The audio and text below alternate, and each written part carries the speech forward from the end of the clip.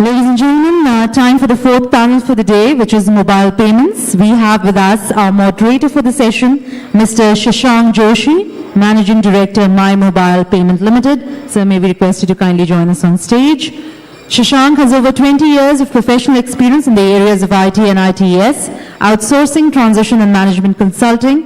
He set up India's first computer retail outlet in 1994. Since 2000, he has been involved with IT-enabled services, with medical transcription, international and domestic call center, and outsourced accounting.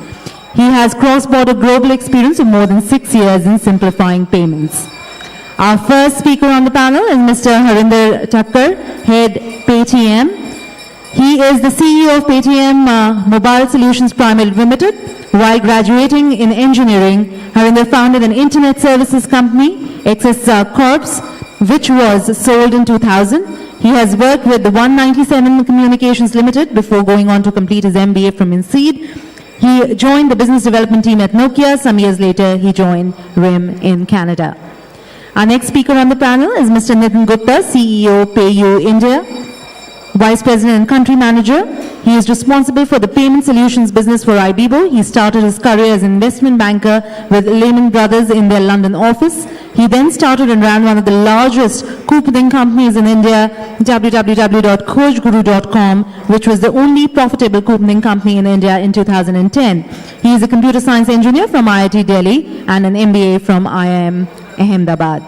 Last but not least, we have with us Mr. Virender Bisht, Vice President Technology Development, Make My Trip.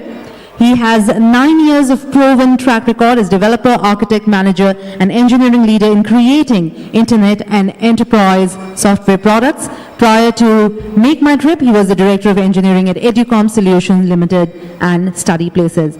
Over to our moderator for the session, Mr. Shashank Joshi, to kindly take it forward, sir. Thank you. I think this session we are going to talk about what mobile payment actually means. Is there an ecosystem available in the country to go ahead with mobile payments the way we want to? And the challenges and the awareness among the people. I think I would like to start with Harinder.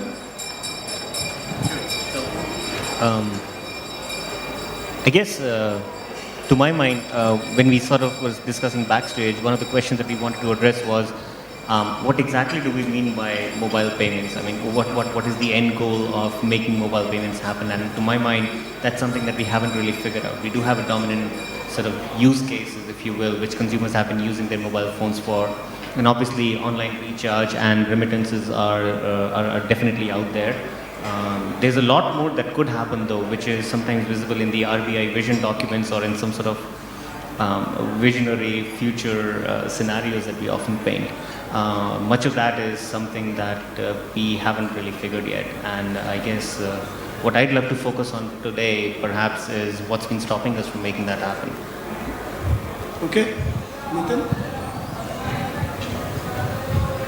So, in my opinion, mobile is a device through which you initiate payments. The underlying payment instrument, which may be a credit card, debit card, net banking, wallet, may vary. So, one of the things that I'm hoping to touch upon and talk about a bit is how to make this easy. Whether it's an OTP, whether it's a second level authentication, or the lack of it, or whatever.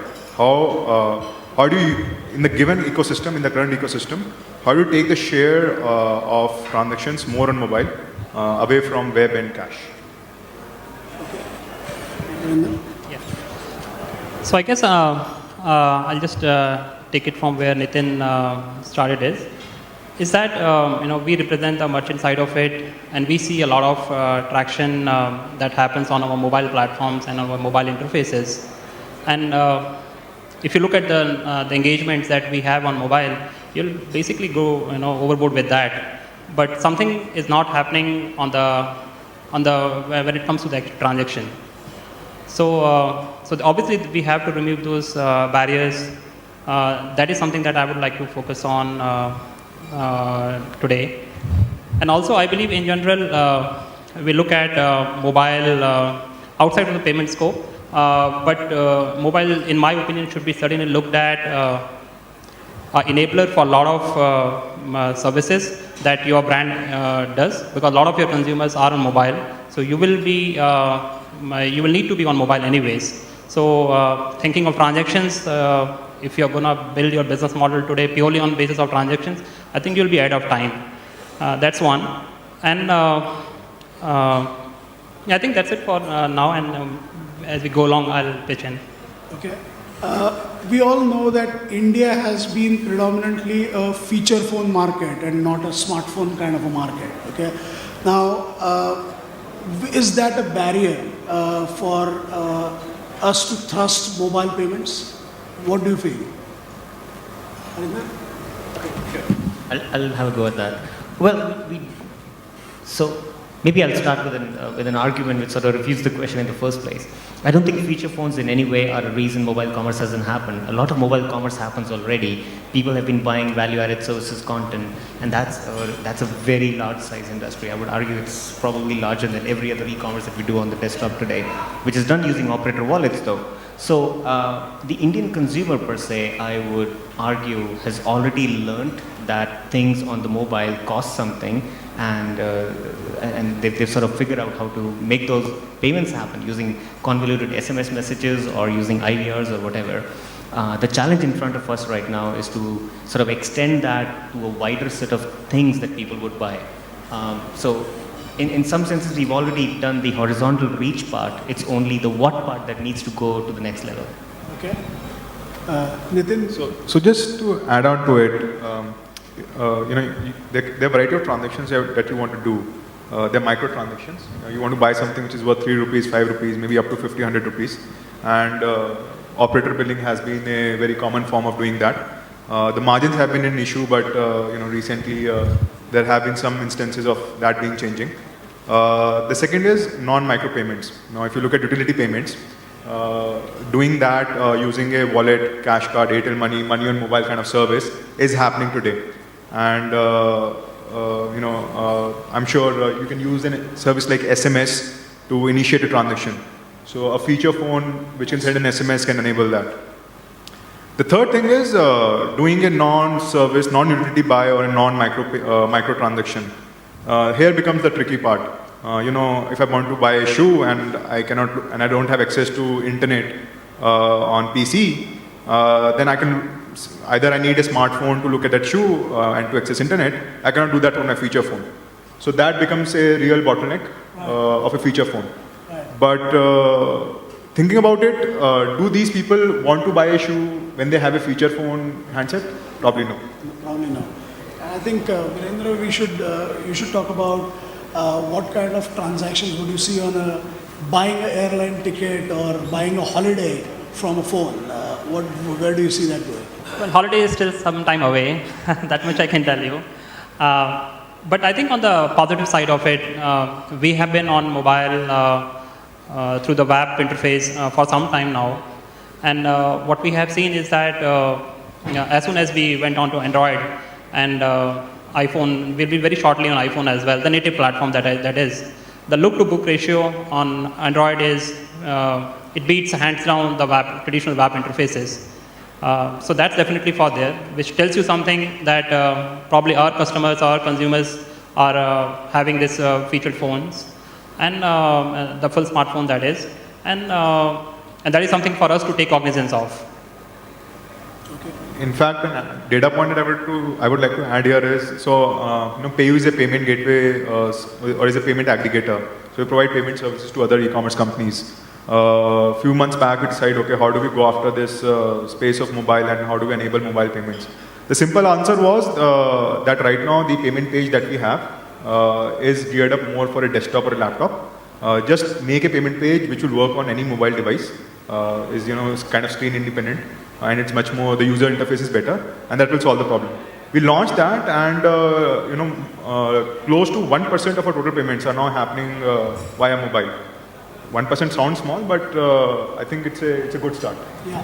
I just like to say that over here, the fundamentals of all this thing hasn't changed, and the rule games are still the ones that apply to the traditional web commerce as well. So the rules of thumb would be, back in 2000 when you would basically try and do a transaction, look at the site, look at Amazon.com, how it looked like in 2000, and look at Amazon.com now. You would basically see what I'm trying to say here. The same thing is happening. The same thing is actually playing out in mobile space as well. As we go along, people will realize, or the smart people will realize that there are frictions in our existing interfaces, be it the merchant, be it the payment aggregators, be it the bank sites. They will realize, and the whole ecosystem will graduate. And that is when we will see, a lot of transactions actually coming through. And I think this is what, as an ecosystem, the merchant, etc., can do. But beyond that, I think we need a lot of regulatory push as well to actually, make the consumers do the first transaction. So yeah, that is it. Okay, talking of ecosystem and the push from the regulator, there have been initiatives where NPCI has initiated IMPS platform. But let me ask the panel, is there enough awareness among the consumer to use that kind of a platform? Can you share some numbers on how many people have registered for the platform versus the usage? Nitin? Okay, sure. So we haven't integrated IMPS yet as a merchant and as a payment gateway either, because we tend to be in both roles at Paytm. From the numbers that I know, I think IMPS as a framework has been pretty much a successful one. A lot of ATM-based transactions happen using IMPS. But the interesting thing for us in moving the ecosystem forward is how many consumers actually end up using IMPS. And I think the number is pretty low right now. It's about 1,000 transactions a day, if I'm not mistaken. What I believe stops that from happening is consumer awareness right there. Merchants already have about 10 different payment options to deal with whenever they're offering to the consumer. So I don't think they would be strongly invested in trying to make IMPS also be known to their users when the banks or say the NPCI hasn't been doing much in that part. I've seen an interesting trend here though, which is that many merchants have found it easier to do their own wallets instead of trying to figure out what is wrong with the existing payment mechanisms. I mean, if you think about it, each of the banks is fairly incentivized to have a good, solid payment mechanism. There is a whole fee structure that goes down back to the bank, and that still hasn't made this sort of infrastructure work. I would argue with you there, since both of us go and meet banks on a daily basis. 5, 6 banks, yes, they see a lot of fee. So the likes of SBI, ICICI, HDFC, Citi, Axis, they see fee because they have a lot of consumer bank accounts. But you talk about the remaining 30, 40 banks which are internet bank enabled right now, they hardly see volumes. Not even enough volumes to justify the kind of investment which the back-end infrastructure needs. The problems that now we are or we are moving away from mobile payments a bit, but if you think about it, the problems which exist with net banking, one of the typical complaints is that the net banking website of a bank is not mobile enabled. So I'm not able to go there and enter password. The heart of the problem is that these guys have to invest in infrastructure, which is meant to do transactions on mobile or enable more e-commerce. However, the number of consumer accounts they have and the number of consumers who are doing those transactions for them is very few. The amount of fee which actually flows back is not enough to justify that kind of investment. That's the bank's point of view, by the way. Actually, on the awareness bit, we should do a show of hands here. How many in the audience actually are aware that they are all their respective bank accounts, they are actually mobile enabled? How many of us know? Okay. Okay, that's good. And how many of us actually have done some transactions on using this mobile interface? Okay, so out of these transactions, how many are money transfers? Okay, that's my case. I think the number of hands keep going down with each question. Okay, but let's try and address another issue here. Even we are talking of a system like IMPS or mobile banking kind of a platform. In a country which is more than 60% unbanked, okay, where do we see that? Because IMPS is a transaction between two banked customers, right? So are we looking at mobile wallet as a solution where we could include the unbanked into this entire payment ecosystem? So here is what I asked the age-old question. Who are these people and do they need to be banked? So let's say that we can divide these people into two broad categories. So we have about 240 million bank accounts in India for a population of about 1.2 billion. A part of this population who doesn't have bank account is, is under 20 years of age. People who are still in schools and colleges and don't yet have need of a bank account.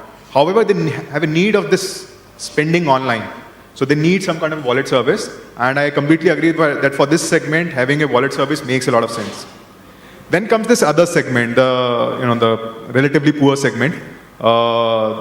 Maybe your taxi wala or your pan wala or anybody. The primary way he's dealing today with the economy around him is in cash. The question that comes is, does he need to be banked? Yes, we can provide him more financial services, we can provide him insurance, microloans, etc. But apart from those reasons, does he need a wallet? Can wallet solve those needs for which he needs to be banked? That's the question I would like to ask the panel. Okay. Arinder? Yeah, and to be honest, I don't know the answer to the question. This is a chicken and egg problem right there. I'm sure every merchant would want more wallets, but then I guess to my mind the question is, where do you kick off this thing? There is definitely a good amount of effort by lots of companies to get mobile wallet licenses, such as yours, Shashank. And I was just hearing your story backstage, and I think it's phenomenal the number of retailers you have and the amount of money that moves through your platform every day.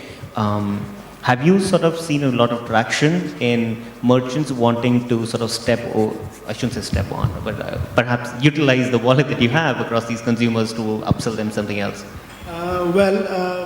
We established a semi-closed payment system in India. We have close to 500,000 consumers and 83,000 retailers that are in the network today.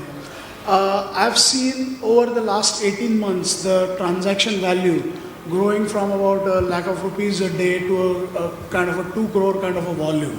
But my question is that enough? But I think it's a beginning. Shashank, what is the profile of these 500,000 consumers, if you can share broadly? I would say predominantly I would put 90-95% unbanked or non-card kind of consumers that we have. Yeah. And that includes the categories, the youth and the relatively poor. Yes, both. Okay. Yeah, I think there is definitely a use case for this unbanked community, and but what I'm not sure about is that how much of that will excite the so-called merchant category that we have today. For the right government reasons, for the financial inclusion and for the e-economy, yeah, there are, and government will do its own bit, and over time, people, the consumers will also graduate. But I'm not sure at this point of time whether is a target audience, and especially from our perspective. If you look at the so-called merchants that are who are there in the traditional e-commerce domain, what is the intersection of intersection set for these, and so just to make it interesting for them. So I think those kind of use cases will evolve as we see more and more traction coming in. Right.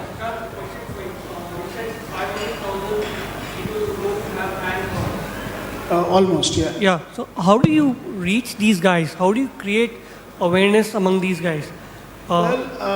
This awareness among these people has been created by our retail channel. So our micro retailers who are grocery shops, gift shops, laundries, probably pawn shops also. These are the ones where we are boarding our consumers, and they are the ones who make the consumer aware of that kind of a service, and the sign-ups have happened from there. I've not yet targeted any bank customers at all, and that is the reason why I could say that 95% or more are unbanked kind of a situation. So is it because these guys interact with these retailers regularly, therefore the trust angle is taken care of, and therefore they know this guy and then they trust this guy and therefore they do the transaction? Probably that can be a very, very valid reason for them to do that.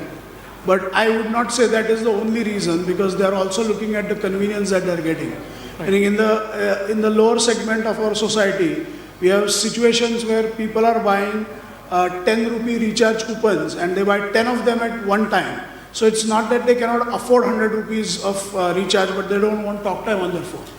So a mobile wallet is an ideal solution for that kind of a segment, wherein you have 100 rupees on your phone and you can keep recharging 10 rupees anytime you want.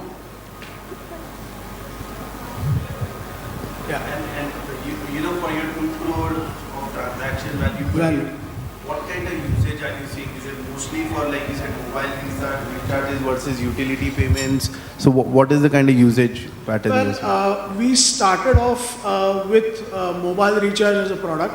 So at this point in time, that number of transactions are predominantly high. But we have introduced utility bill payment 6 months back, and that accounts for close to 5 to 7% of our daily transaction volume, which is a very encouraging and a positive sign that somebody is prepared to pay their phone bill or their gas bills from their mobile phone. Interesting use case actually is of remittance. A lot of people that I speak to, they talk of remittance like anything, and it is a significant category by itself. Yeah, I think what we could also discuss here is that let's say that we can say that this mobile payment revolution has begun in India, but where do we see that going? What is the end goal? Meaning, do we actually see you walking out of a grocery store buying bread and milk and paying from the mobile phone, or paying your auto rickshaw driver or a taxi driver from your phone? That's definitely a wish. So, and it will happen. Let me put it this way. We all are aware of NFC. The things that are happening around NFC, at least in more developed markets. So their payment for grocery or your coffee or your bread can happen with the swipe of your mobile phone or with the tap of your mobile phone. So those kind of things have started to happen. In India, that is still some time away, but it will happen.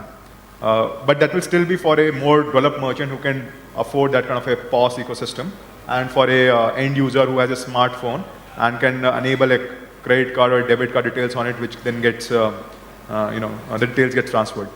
The second scenario is where I can pay my taxi driver very easily without involving cash. I strongly feel that IMPS, so if you think about IMPS, there are two kind of services there, a P2P service and a P2M service. In the P2P service, about 32 banks are participating, and the P2M, which is person to merchant, the pilot just got over a couple of months back in which 4 banks participated, and the rest is yet to take off. In this P2P service, let's assume a good case scenario that the banks one day realize that they have to promote it aggressively, and these 20 million odd MMIDs that have been issued for this service, they actually become active, and there are many more numbers that become active. And so if my taxi driver have a have a bank account and a MMID, then yes, why not? I can initiate that payment, and I can probably do that today as well. So in the near future, as the usage of it becomes more prevalent, it is something which is possible. Okay. So I think the panel here believes that the end goal can be that we can become a cashless kind of an economy in some point in time. Yeah, and I totally agree with the same dream that Nitin just pointed out. It is something that I definitely believe would happen. But thinking of the stages in which it will happen, I believe that this is not the time today when you would see a lot of merchants pushing towards this thing. They need to see more validation, and I sort of hear that from Virender as well, and I speak for myself too. There has to be a tipping point sometime though, when you would find, say, hey, this taxi driver, or let's say Easy Cabs or something, suddenly starts with every driver having an account, and it's kind of a classic network effect sort of problem right there. But eventually, yes, I do see the merchants falling in line after that. Okay. Yeah, I definitely would like to believe that there are clearly two segments of within India. There is a parallel economy, and there is one economy that RBI runs. That part will definitely be paperless in some time, but I'm not too sure about the other one. Well, meaning today it might look unreal, but let's go back and rewind 20 years, okay? I remember that during festivals, banks used to be closed 3-4 days in a row, and 20 years back you had to plan going to a bank during banking hours before they close for 4 days and withdraw money. And probably in the last 15 years with the rage of the ATM cards, nowadays we don't even bother to check whether we are carrying cash in our pocket, because we know that whenever we need cash, probably it's just 2 to 5 minutes away from wherever you are, and you can withdraw it. So probably I could also see that the mobile ecosystem developing in such a way, maybe 20 years or earlier from now, wherein you don't need to carry cash and just carry your mobile phone and all your transactions and purchases. Absolutely. Just one question for the panel, and sorry I'm asking this. What is it that we can aim for in the next 12 months and 24 months? What will be a realistic goal? What is it that we should try for, what we should plan for, or what should push for? What is a realistic goal for the next 12 to 24 months? Yeah, I think for those of us who are actually merchants here, I'd definitely like to recommend that have your mobile strategy in place because a lot of your consumers will be wanting to transact on mobile. And if you do not have a mobile strategy in place or a mobile experience which is worthy of your brand, then otherwise the customers will just go, right? So that's one for sure. And I think very likely banks as well as aggregators and the whole chain ecosystem, they will wake up to this mobile opportunity. And we are already seeing the signs of this happening. ICICI, as I said, and SBI, we have proposals from both these banks to link to their mobile banking sites from our site just to get money transferred on mobile. So a lot of these things happen, and if you see a State Bank of India like bank approaching this, and then you know there is flutter happening under the hood. So yeah, I'm very hopeful that the kind of transactions that we see, it's not only a percentage growth that we're talking about, we are talking multifold increase in the transactions. And I think that right now, because we're in such a nascent ecosystem, the merchants, the payment gateways, the banks and whatever cannot work in silos to make things happen. So what we found that works for us is sort of working with the payment gateway and also with banks to make a solution that is pretty seamless to the end user. And it has brought us a lot of benefit. I mean, we as the customers that use our payment gateway and we ourselves that use our own payment gateway, we've been able to do 15% of our transactions on mobile. Now, this is probably not the best that can happen. There is a better story I heard yesterday, a site that did 17% of its transactions on mobile, and this was an apparel selling site. So there's definitely a lot that can be done with very vertical, custom targeted solutions. And I guess one of these will eventually evolve into something that is horizontal enough for others to be able to leverage, say, net banking passwords opening on every resolution as an example. Okay, great. I think we can open it to the audience for question answer session. Yes. A couple of illustrations of what is it that is actually being done by consumers on the m-commerce space. So let's be specific so for all of us. We all say it's early days of the ecosystem. What's working right now? And if you see from the internet space, of the e-commerce space, what are some learnings that all of you specifically think can be seen as insight for m-commerce to pick up? I could take at that. What we are seeing, a lot of our customers who want to book who want to book the last minute thing, they're on mobile. And a lot of our customers are already asking us to do more on mobile. We have just flights on mobile, and our customers are asking us to do international flights. They want us to do bus tickets on mobile. So there is completely a class or a cult of the early adopters which want us to do more and more, and they are ready to consume our services on mobile. So that's what we see. If that answers the questions partly. How big is this segment right now? The segment is not big, as compared to that. So there are two parts to it. One is not necessarily about transactions. It is about your brand engagement. I mean, we are talking about the initiation happening on mobile and the consummation happening off the mobile. It could be a call center, it could be the regular desktop, or the other way around as well. So we are talking about use cases which basically start from your call center, end on mobile, or they start from mobile, end up in the person paying through IVR to your call center, or maybe you are walking into a retail branch. So those are the engagement models. So you definitely have to look mobile more as an engagement one at this point of time. As far as transactions are concerned, there are definitely transactions that are happening, not to the extent that we would like, and the look-to-book ratio is definitely not worth comparing right now. Well, I would like to add something here. I have looked at the Indian consumer psyche, okay? And our psyche is that we fear loss. So in an adoption kind of a scenario, I've seen consumers willing to experiment with 10, 20, 30, 50, 100 rupee ticket sizes. They don't want to pay 2,000 rupees directly in their first transaction. So they are taking baby steps to go to that level. That is what I feel. So there are a few stereotypes here. People do utilitarian transactions on mobile phones. People do discovery on mobile phones and they transact on the desktop. They would find out through the day what tickets they need to buy, for example, on their handset, and in the evening go and use their desktop. And I think that is still the dominant stereotype. But what I'd like to sort of share here is there are examples, and I can speak for one, which is our side, which is pretty much utilitarian side, where a lot of transactions are growing on mobile. I mean, we've grown from like 5% to 15% over the last 3 months in terms of transactions. But not only that, we've seen average ticket sizes of 2,000 rupees, which happen on mobile. And the only pattern that I would share right now in terms of sort of trying to do some sense making out of this is there are brands that imbibe a lot of trust. And that's something that you've earned over a lot of time. It is those brands that have seen these growth way more than any other brand. So it's sort of wrong to assume that, hey, I now have a mobile website or I now have an IVR-based credit card accepting system, whatever, and now I should expect so many percentage of my traffic or transactions to happen that way. It takes a long time, but I think the consumer trust, to my mind, is the strongest driver of transactions that we've seen on mobile. I'll just add one thing here. Why the reason bigger brands are seeing more adoption of mobile transactions is purely because the sites are mobile enabled. The underlying funding instrument is not changing. It's still that credit card or debit card, and in some cases net banking. Since the mobile screen is smaller, let's not talk about iPads. So the user experience change. If the online website is geared up to deliver that user experience on that mobile device, and at the time of payment, the user can easily make a payment, who's used to doing a payment on a desktop can easily do a payment on a phone, the person will go ahead with it. If the IRCTC website worked really well on the phone, I'm sure 20-25% of the bookings would be happening from phone.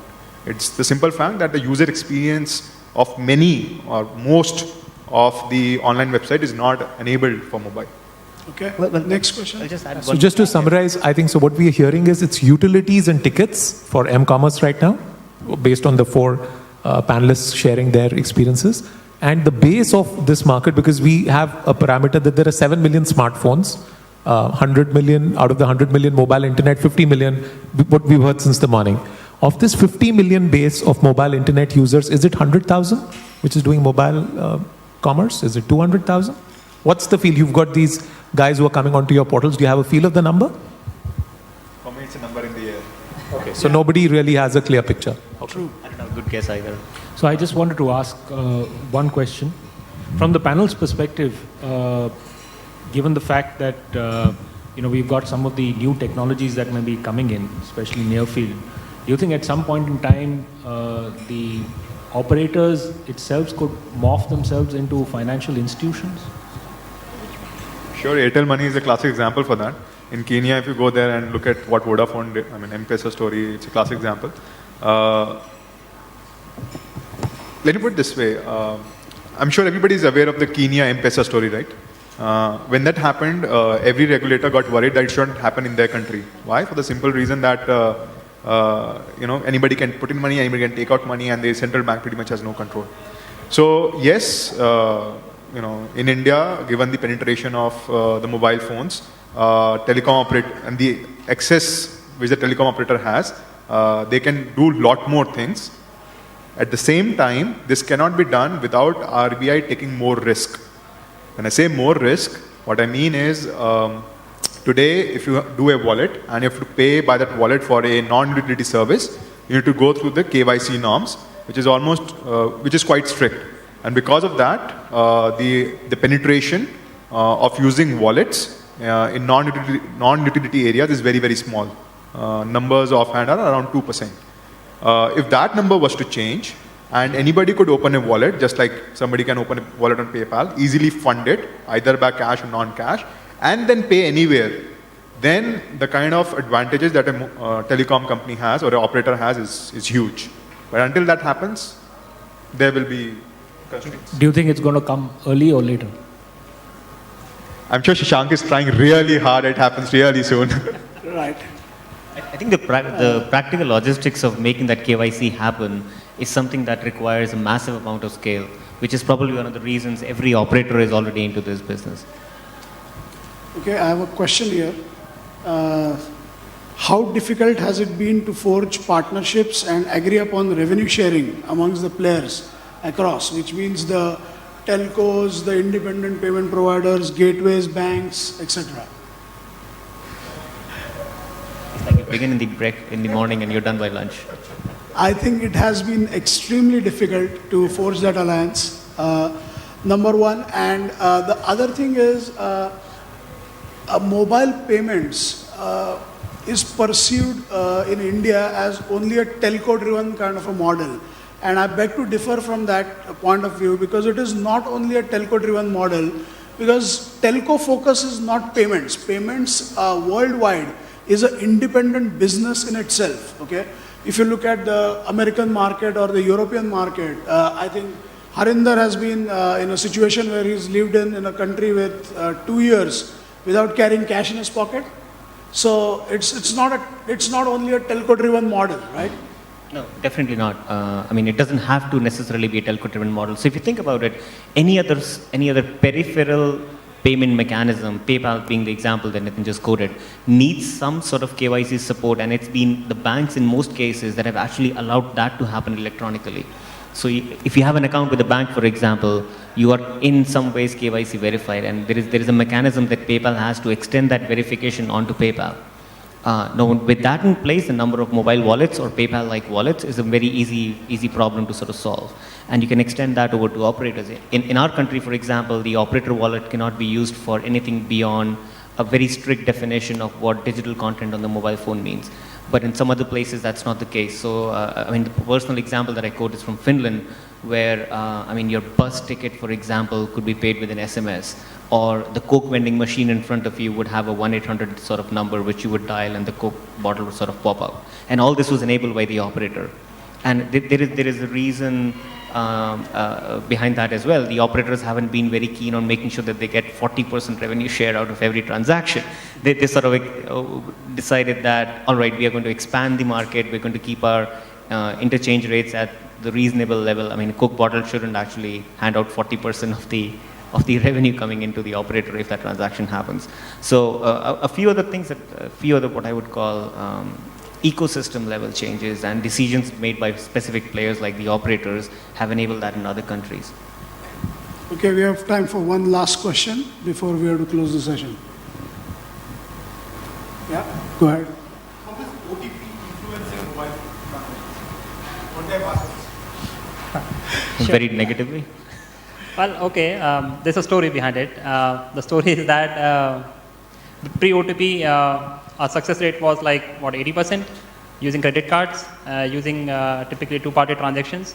And when the OTP was launched and we had to put together all this in a hurry, the transaction rate was less than 10%.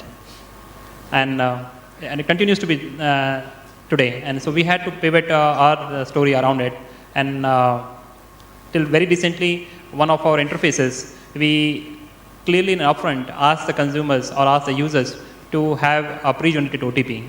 Now, because generating an OTP during the transaction simply does not work. The banks, there is no standardization of OTPs. Some OTPs are 6 digits, some are numeric, some are alphanumeric. There is no sanctity. Some are valid for half an hour, some are valid for 6 hours. The other day, a colleague of mine he showed me an SMS from a bank, which is an OTP, which is actually not an OTP. It is valid for half an hour for as many number of transactions as you want. So there you go. So the OTP is simply not working for the traditional payments. There are 2 points. Sorry. Yeah, the What I was about to add was, the reason an OTP was introduced was to reduce frauds. I'm sure we all have seen umpteen examples where there was no OTP and there were a lot of frauds. Both where the end, and there were a lot of instances where the end consumer got hurt. So RBI said, let's make 3D secure mandatory, entering a second level password mandatory. And that in many ways helped the merchant as well, because then the liability shifted away from the merchant to the end consumer. So OTP have its advantages. And I'm actually a strong proponent of OTP. What I want, along with OTP, is what he mentioned, a standardization in service across banks. Okay, just to put I have a different opinion. I'm sorry, let me just complete my thought. Just to put color to this, Amex does not have OTP today. Amex transactions are still two-party transactions.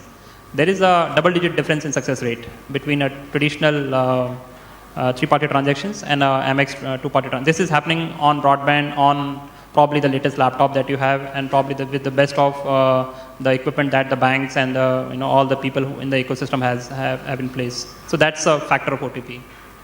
But what about frauds? Well, on Amex, certainly, as you rightly said, with the three-party 3D secure mechanism, the fraud liability simply goes away from the merchants. You can argue about the frauds in two aspects. Did a fraud really happen? So in that sense, the liability shifted from merchant. That doesn't mean the fraud didn't happen. If the fraud did happen, it's between the bank and the customer to figure it out and settle it out. Earlier, merchants were basically asked, no questions asked, you have to refund it. So there's a little bit of if and but about it. Okay, see, what I want to say was, I think the government and RBI totally confused what they want. Do they want people to use cash or not? They don't know. Okay, so they want a lot more cards to be used, debit cards to be used. They're pushing for it. They don't want money to go out through Mastercard or Visa. They're trying to create alternate mechanism through SBI and other people. That's another thing. They are again pushing for OTP so that people don't use the card online. So third part. Okay. Then they are setting up a lot more ATMs. Another 6 or 10 lakh ATMs are being, I met FSS CEO, and they are going to implement 6 lakh ATMs. I don't know why, right? So these are all things which are all contradictory each other. I don't know where it will end up and what we'll see. See, as PayU, we are present in 16 countries, and we are present in Latin America, Africa, Eastern Europe, primarily emerging economies. We have dealt with, or we have seen a lot of different kind of central banks. RBI is one of the most forward-looking central banks, in my opinion. It's very conservative, and that is why you see this confused strategy. They want to do a lot, but they want that the bank account, the savings account of the end consumer should always be protected. And because of that, the steps that they're able to take sometimes are so small that they fall really short of the vision that they want to implement. But at the same time, they're trying really hard. That's all I would like to add. I think it's time for us to close the session. So I would say that we had a healthy discussion on the mobile payment kind of scenario, and the future looks very, very promising. It is going to happen. We've seen it, as I cited the example of withdrawing cash from the bank to the ATM card. So that evolution is going to happen. We have to wait and watch whether it happens faster or it takes the usual curve to go through that, right? So thank you very much.